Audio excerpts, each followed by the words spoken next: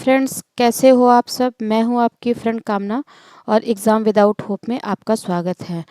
Friends, जैसा कि मैंने आपसे कहा था कि जब भी हमारा कोई टॉपिक कंप्लीट होगा तो मैं उससे रिलेटेड आपको क्वेश्चंस कराऊंगी जो जो अभी तक एग्ज़ाम्स में आए हुए हैं, जैसे यूपीएससी में या फिर स्टेट जितने भी पीसीएस हो गए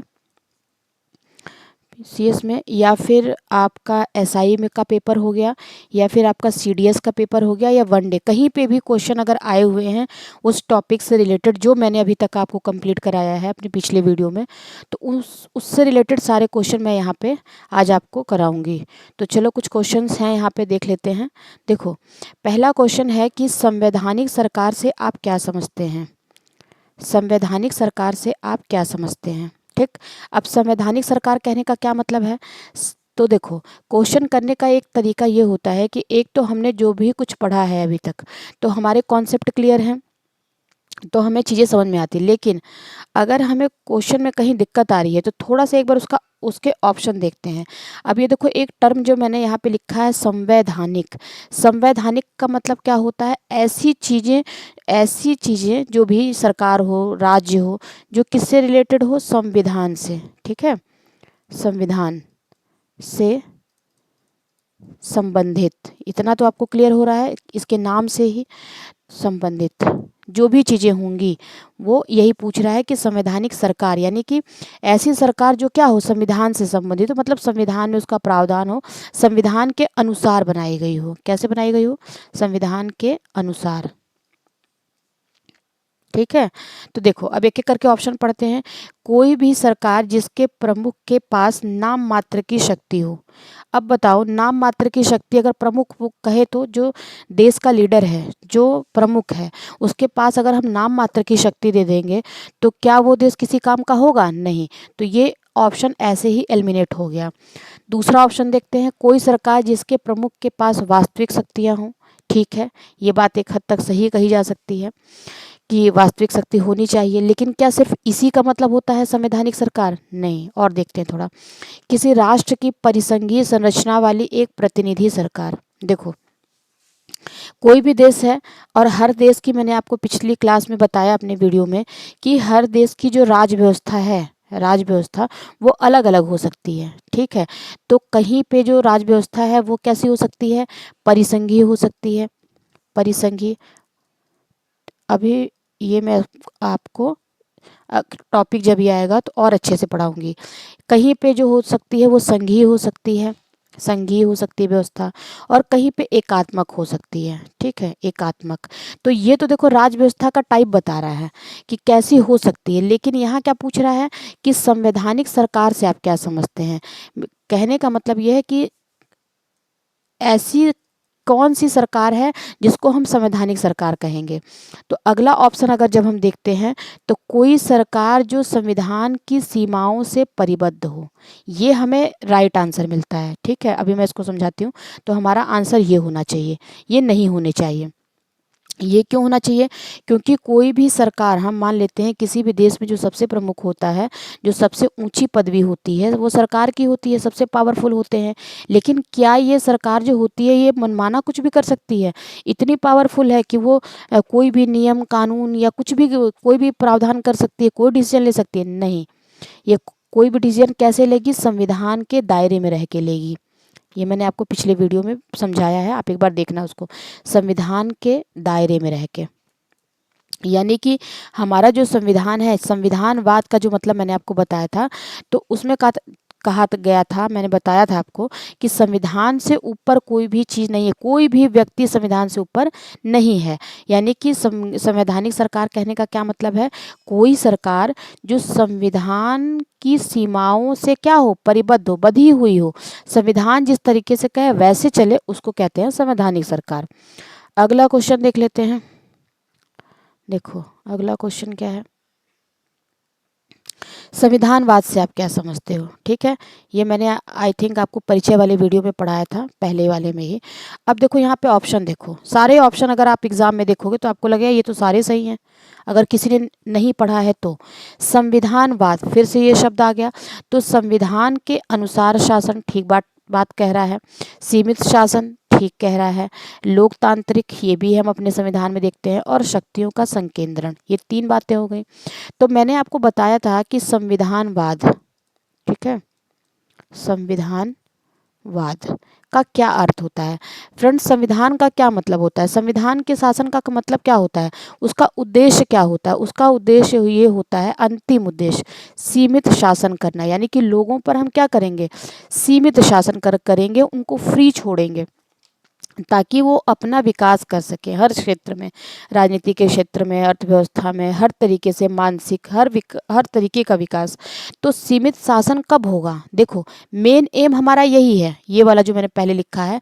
लेकिन यहाँ तक पहुँचने के लिए, सीमित शासन लाने के लिए हमें क्या करना पड़ेगा, हमें लाना होगा लोकतंत्र। लोकतंत्र हो, ठीक।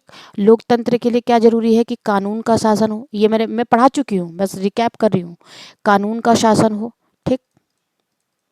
और कानून का शासन हो, इसके लिए क्या जरूरी है, इसके लिए जरूरी है कि न्यायपालिका का शासन हो, न्यायपालिका का। तभी तो भाई न्यायपालिका, अगर स्वतंत्र, न्यायपालिका की स्वतंत्रता हो, अगर न्यायपालिका स्वतंत्र नहीं होगी तो कानून का शासन कैसे होगा। और न्यायपालिका अगर स्वतंत्र होगी तो क्या होगा, विधि का शासन होगा। और न्यायपालिका के लिए, स्वतंत्रता के लिए जरूरी है क्या, कि शक्तियों का क्या हो, शक्तियों का विकेंद्रीकरण हो, विकेंद्रीकरण, विकेंद्रीकरण। और शक्तियों के विकेंद्रीकरण के लिए जरूरी है, हमने एक सिद्धांत पढ़ा था कि शक्तियों का क्या हो, पृथक्करण हो, पृथक्करण हो। ये देखो, ये जो चीज़ें मैंने आपको बताई यहाँ से लेके यहाँ तक, ये क्या है, ये संविधानवाद के तत्व हैं। संविधानवाद का क्या मतलब है, यानी कि संविधान से जुड़ी हुई भावना, विचार, संविधानवाद के तत्व। अगर कहीं भी आपसे पूछता है क्वेश्चन कि संविधानवाद के तत्व क्या हैं, तो लोकतंत्र है, कानून का शासन है, न्यायपालिका की स्वतंत्रता है, शक्तियों का विकेंद्रीकरण है, शक्तियों का पृथक्करण है। अब देखो, हम अपने क्वेश्चन में आते हैं। संविधानवाद से आप क्या समझते हैं, तो संविधानवाद से ऑप्शन तो संविधान के अनुसार शासन, ये भी सही है। सीमित लोकतांत्रिक शासन, देखो लोकतंत्र है यहाँ पे, लोकतंत्र का शासन हो, ये भी सही है। शक्तियों का संकेंद्रण, देखो ये वाला जो ऑप्शन है ना, शक्तियों का क्या ये अगर एक ही व्यक्ति में, मान लेते हैं कोई राजा है और इसी को हम कह दें कि तुम ही नियम बनाओ, तुम ही कानून बनाओ, और फिर इसी को कह दें कि तुम्हारी ही मर्जी पे है कि तुम उसको लागू करो, फिर अगर कुछ क्राइम होता है, कोई कुछ दिक्कत आती है राज्य में, तो तुम ही उसका फैसला भी दो, तो ये राजा पता है क्या है, तानाशाह हो जाएगा, तानाशाह, जैसा कि हमने अपने प्राचीन भारत के इतिहास में या विश्व में भी देखा है। तो ये जो यहाँ पे संकेंद्रण है, इसको हम ऐसे काटेंगे। और ये देखो, मैंने यहाँ पे लिखा है कि विकेंद्रीकरण होना चाहिए, शक्तियाँ पृथक होनी चाहिए, जैसा कि मैंने आपको अभी अपने पिछला ही वीडियो जो अभी मैंने डाला है उसमें बताया था कि शक्तियों का विकेंद्रीकरण का क्या मतलब है, पृथक्करण का क्या मतलब है, कि जहाँ पर विधि बनाने का काम किसका हो, विधायिका का हो, कुछ लोग विधि बनाए, और उसको लागू करने का काम किसका हो, कार्यपालिका का हो, और इन दोनों पे नियंत्रण रखने के लिए हमारे एक स्वतंत्र क्या हो, न्यायपालिका हो, ठीक है, न्यायपालिका हो। तो इसको कहते हैं हम क्या, इसको हम कहते हैं संविधानवाद। अब देखो, संविधानवाद के अनुसार क्या है, सबसे अच्छा इसमें आंसर क्या होना चाहिए, सबसे अच्छा आंसर होना चाहिए सीमित शासन। क्यों होना चाहिए, क्योंकि हमें अंततः कहाँ पहुँचना है, सीमित शासन पे पहुँचना है। ये क्वेश्चन पूछा हुआ है एग्जाम में, ये मैंने आपको समझाने की कोशिश करी है। अब देखो, अगला क्वेश्चन हम देखते हैं, निम्नलिखित में से कौन सा संविधान का तत्व नहीं है। देखो, यही क्वेश्चन जो अभी मैंने आपको पीछे ऊपर समझाया है, संविधान के तत्व। तो संविधान के तत्व में मैंने आपको क्या क्या बताया, देखो, एक तो बताया मैंने आपको, थोड़ा सा पेन का कलर चेंज कर लेती हूँ मैं। एक तो मैंने आपको बताया लोकतंत्र हो, कानून का शासन हो, ठीक। एक मैंने बताया न्यायपालिका की स्वतंत्रता हो। एक मैंने बताया कि शक्तियाँ क्या हों, बटी हुई हों लोगों में, इंस्टीट्यूशंस में जो भी है, बॉडीज़ हैं हमारी कॉन्स्टिट्यूशनल, उसमें बटी हुई हो, शक्तियों का पृथक्करण हो। ये सारे संविधानवाद के तत्व हैं, है ना। अब देखो, इसमें ऑप्शन देखो, संविधानवाद का तत्व, संविधानवाद का तत्व सही है नहीं, इसको करना था नहीं है, इसको थोड़ा आप चेंज कर लेना। तो देखो क्या होना चाहिए, लोकतंत्र का शासन, बिल्कुल सही बात, होना चाहिए। अभी हमने देखा पीछे न्यायपालिका की स्वतंत्रता बिल्कुल होनी चाहिए। सीमित शासन, यही तो मेन उद्देश्य है, होना ही चाहिए। लेकिन क्या शक्तियों का संकेंद्रण होना चाहिए? नहीं, इसकी जगह पे क्या होना चाहिए था, शक्तियों का विकेंद्रीकरण। विकेंद्रीकरण, या हम इसको कह सकते हैं शक्तियों का पृथक्करण, ये होना चाहिए था। तो ये हमारे संविधानवाद का तत्व नहीं हुआ है, ये भी एग्जाम में पूछा हुआ प्रश्न है। अगला देख लेते हैं क्या है। अगला प्रश्न हमारा ये कहता है कि जहाँ संविधान होगा वहाँ संविधानवाद भी होगा, जहाँ संविधान नहीं होगा वहाँ संविधानवाद भी, सही लिख गया है ना, जहाँ संविधान नहीं होगा वहाँ, इसको वहाँ कर देते हैं, और संविधान भी नहीं होगा, ये है। अब बताओ इसमें, आप बताओ क्या सही आंसर होगा। चलो इसका आंसर आप खुद ही बताओगे, केवल एक सही, केवल दो सही, दोनों सही, दोनों गलत। ये मैं टाइप करने में कुछ गड़बड़ हो गया है, चलो मैं बताती हूँ आपको। फ्रेंड्स देखो, एक एग्जांपल मैं आपको देती हूँ कि पहला टर्म्स हमारा कथन ये कहता है कि जहाँ संविधान होगा वहाँ संविधानवाद भी होगा। यानी कि संविधान, संविधान का क्या मतलब है, संविधान का मतलब है रूल बुक, ठीक, रूल बुक। और संविधानवाद का क्या मतलब है, इसी की एक विचारधारा है संविधानवाद। संविधान, ये हमने आपको पढ़ाया है, संविधानवाद जो ये कहता है कि जनता पे क्या करना है, सीमित शासन करना है, सीमित शासन करना है, ठीक है। ये इसी को मतलब इसी को लागू करना है संविधान के अनुसार शासन। तो एक इसका एग्जाम्पल देती हूँ मैं, ये कह रहा है कि जहाँ पे संविधान होगा, यानी कि ये संविधान अगर कहीं पर है तो वहाँ पे ऐसी भावना भी होगी कि सीमित शासन हो, जनता का कल्याण हो, लोकतंत्र हो, सारे तत्व हमने देखे हैं, न्यायपालिका की स्वतंत्रता हो, ये भी होगा। क्या ये जरूरी है? आइए देखते हैं एक एग्जाम्पल के साथ। अभी हाल ही में हमने देखा बांग्लादेश का उदाहरण, बांग्लादेश को देखा हमने। फ्रेंड्स यहाँ पे तो संविधान है, संविधान है, आपने देखा, अगर आप न्यूज़ देखते होगे तो संविधान है, बिल्कुल है। लेकिन यहाँ पे क्या हुआ, जनता ने क्या किया, विद्रोह किया, सारी चीज़ें संविधान के खिलाफ चली गई, और वहाँ की प्राइम मिनिस्टर को क्या किया गया, देश निकाला दे दिया गया, अभी उनको फांसी की सज़ा भी दी गई है। तो क्या हमें यहाँ पे संविधानवाद दिखाई दे रहा है? संविधानवाद मतलब कि संविधान के अनुसार सारी चीज़ें हो रही हैं। क्या संविधान हमारा कहता है कि आप देश के प्राइम मिनिस्टर को फांसी की सज़ा दे दीजिए, उसे देश निकाला दे दीजिए? नहीं, नहीं दिखाई देता। एक एग्जाम्पल और अगर हम देखते हैं तो म्यांमार का देखते हैं, म्यांमार का, ठीक। अगर म्यांमार में देखें तो यहाँ पर भी संविधान है, ठीक, संविधान तो लिखा हुआ है, यानी कि रूल बुक यहाँ पर है, रूल बुक। मैं आपको देखो करंट से कोरिलेट कर रही हूँ। अब देखो, लेकिन यहाँ पे आपने देखा अभी कुछ एक साल पहले यहाँ पे क्या हुआ कि सेना ने कब्जा कर लिया। सेना ने क्या किया, सेना ने संवैधानिक, जो संवैधानिक, संवैधानिक सरकार, इसको क्या किया, इसको हटा दिया, हटाया, और क्या किया, सैनिक शासन लगा दिया, सेना का शासन, सेना का शासन। तो क्या यहाँ पे संविधानवाद आपको दिख रहा है? नहीं, संविधान तो है, लेकिन क्या संविधान के अनुसार सारी चीज़ें हो रही हैं? सेना का जब मन किया, ये आई, संवैधानिक सरकार को ही हटा दिया और सेना का शासन लगा दिया। तो यहाँ पे हमें संविधानवाद नहीं दिख रहा है। यानी कि जो हमारा ये पहला वाला स्टेटमेंट है, ये जरूरी नहीं है कि जहाँ पर संविधान होगा वहाँ पे संविधानवाद भी होगा, ये जरूरी नहीं है। दूसरा देख लेते हैं, इसी का अभी देखो आंसर भी मिल जाएगा आपको।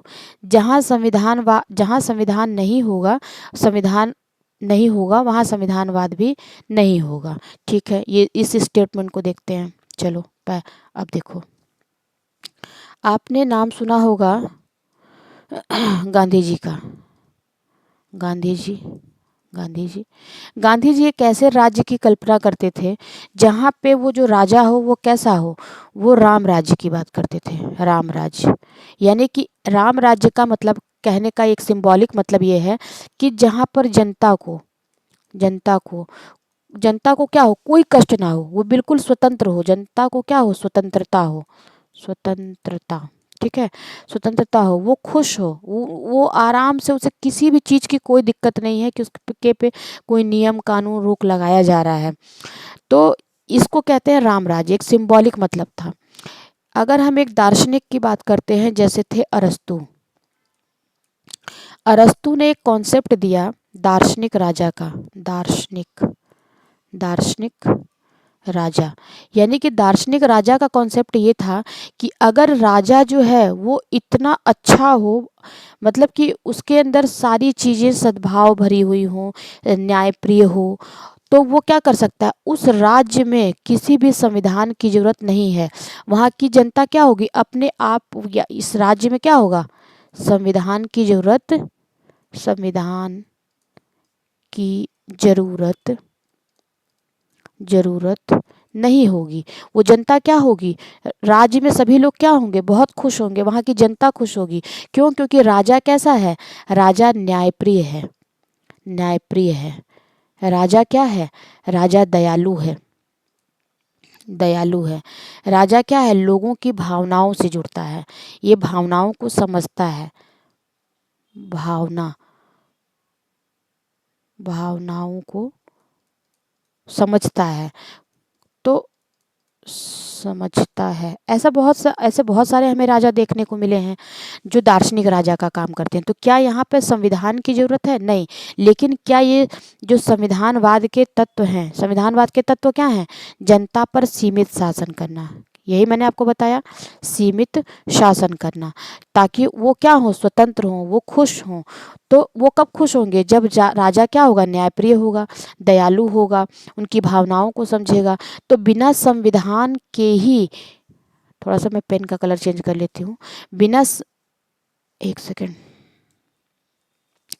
देखो, बिना संविधान के ही, ये संविधान की कोई नियम कानून नहीं लिखा है, लेकिन वहाँ पे सीमित शासन हो रहा है, जनता का कल्याण हो रहा है, संविधानवाद के तत्व हैं।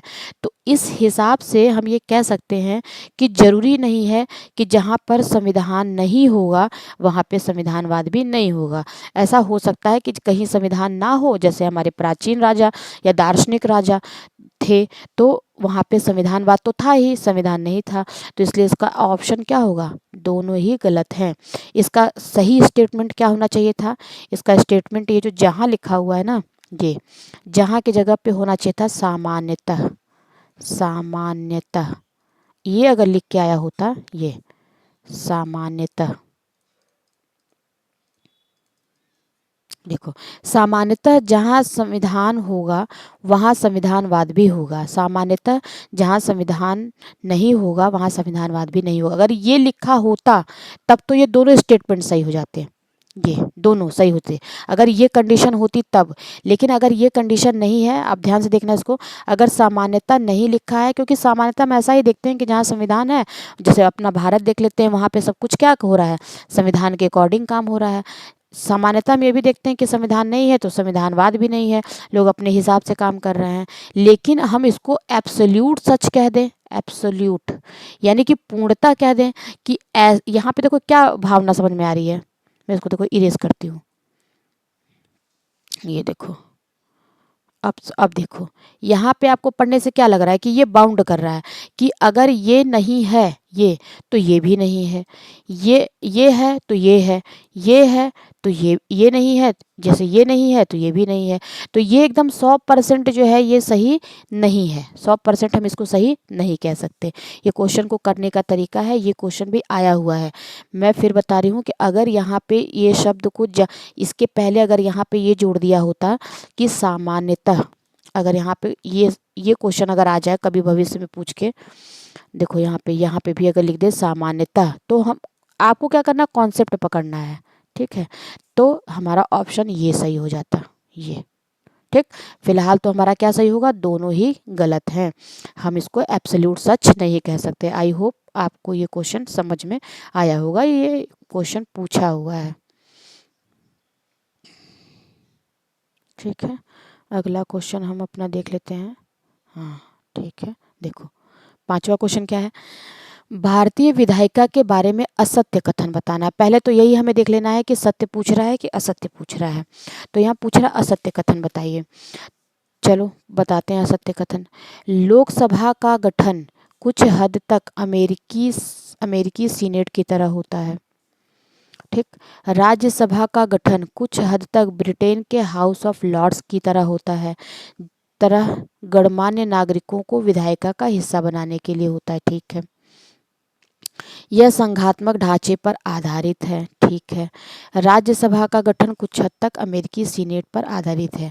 फ्रेंड्स देखो, भारत के बारे में अगर कहा जाए तो मैं आपको बताती हूँ कि अगर हम भारत की जो हमारी राज्यसभा है, मैंने आपको बताया संसद।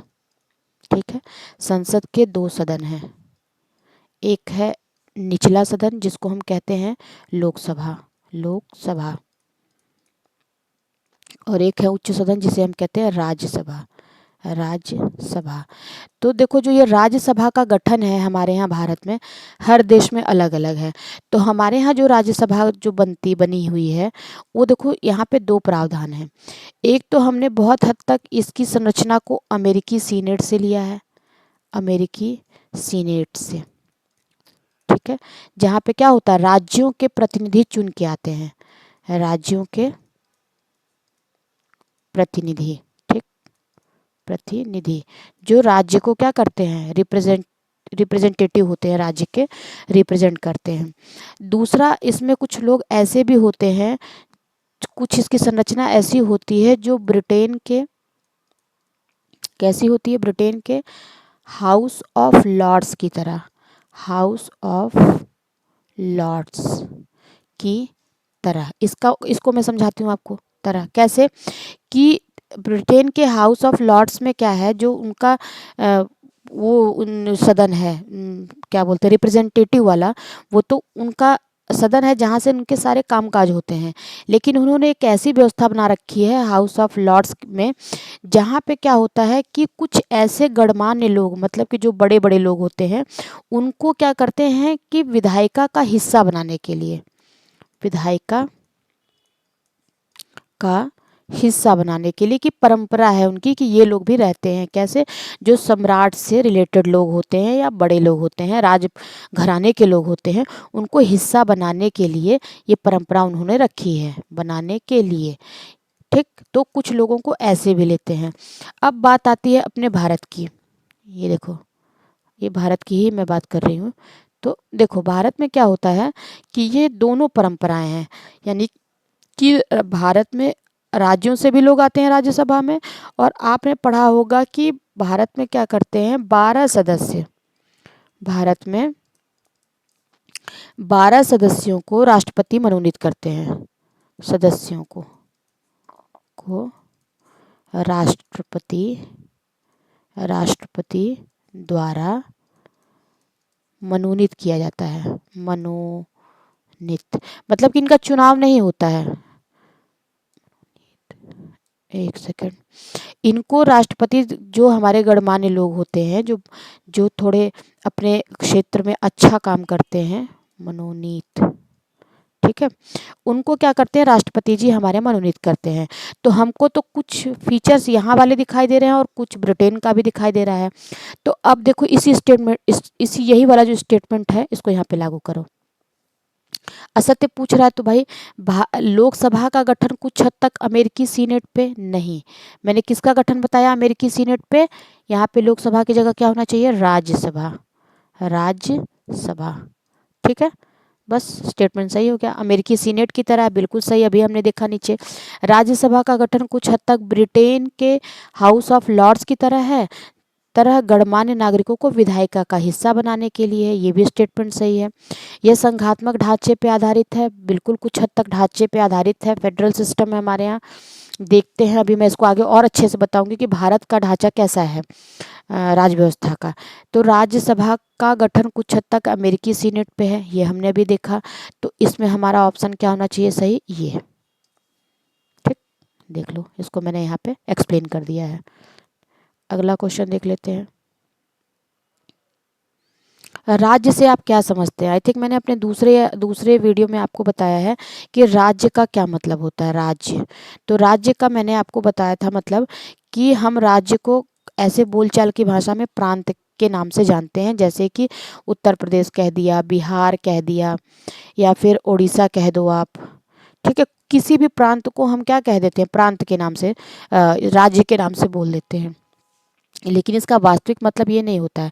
इसका वास्तविक मतलब क्या होता है कि किसी भी समाज की राजनीतिक संरचना से इसका मतलब होता है। सत्य कथन हमें पहचानना है, तो इसका वास्तविक अर्थ क्या होता है? समाज की वास्तविक, सॉरी,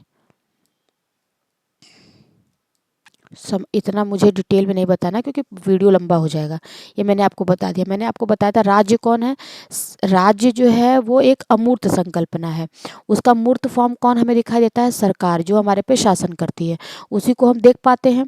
तो वो हमारी क्या है? मूर्त फॉर्म है, सरकार।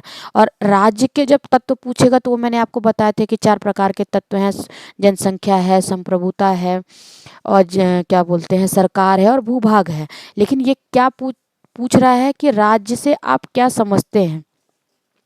इसका वास्तविक अर्थ किसी प्रांत से है। ये देखो यहीं पे गलत हो गया। वास्तविक अर्थ इसका किसी प्रांत से नहीं है, मैंने आपको अभी बताया, गलत हो गया ये। यह एक अमूर्त अवधारणा है, यही बात सही है। राज्य को हम देख नहीं सकते। राज्य को हम किस फॉर्म में देख सकते हैं? सरकार के रूप में। सरकार बोले तो केंद्र सरकार, ये हो गई केंद्र की सरकार हो गई, राज्यों की सरकारें हो गई, राज्यों की हो गई, पुलिस हो गई, या फिर क्या हो गई, जो भी ऐसे इंस्टीट्यूट्स जो क्या कर सकते हैं, कोई भी प्रावधान बनाने का काम करते हैं, उनको हम राज्य कहते हैं। राज्य में जनसंख्या एक गौण तत्व है, जबकि संप्रभुता एक अनिवार्य तत्व है। मैंने अभी आपको ये बताया कि राज्य में जो मैंने 4 तत्व बताए हैं राज्य के, ये यानी कि भूभाग, भूभाग, ये मैंने बहुत अच्छे से वीडियो में बताया। भूभाग, जनसंख्या, जनसंख्या, और थोड़ा सा इसको मैं अच्छे से लिख देती हूँ।